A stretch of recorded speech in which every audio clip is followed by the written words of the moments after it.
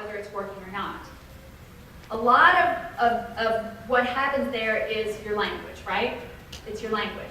So what is language? This is what I studied, and I'm going to read you a definition. Well, let me ask you this first.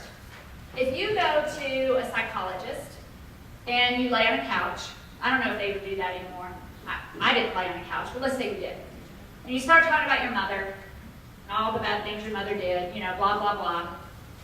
The psychologist is likely to say to you, how does that make you feel, right? How do you feel about that? What do you think about that? So a definition of language is a system of words or signs that people use to express thoughts and feelings to each other, right?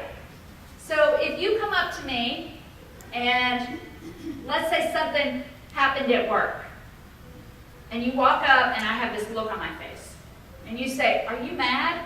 I'm probably going to say what? Come on, what do a lot of us do? No? Okay, well if language truly is an expression of my thoughts and feelings, then you should just believe me, right? I said no. If I said no, that's what I should be thinking, that's what I should be feeling. But that's not how it works, right?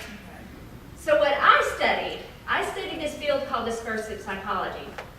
And what we believe is that language is simply action. That's what it is. So if you ask me if I'm mad, and I'm sure none of you do this, right, and say no.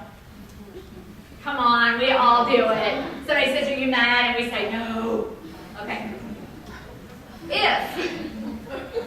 If language is action, if someone asks me if I'm mad and I say no, it's not really my thoughts and feelings, so what is it?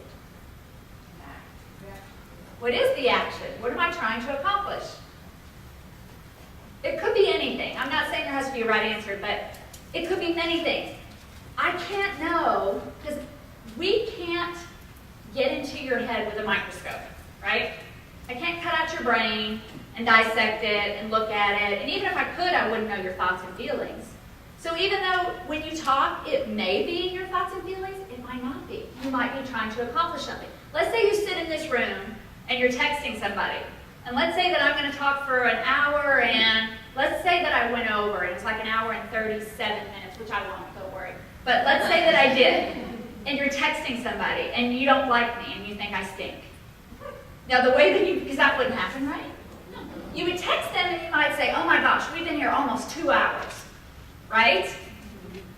Even though it was only an hour and 37 minutes, our language says, I've been here almost 2 hours. What's the action you're accomplishing? You're kind of letting them know it stinks. But if you like me, then you might say, we've only been here for an hour and a half. We do it differently. We speak differently when we want to talk. So I wanted you to know language, even though it might reflect how we think or feel, it might not. It might not.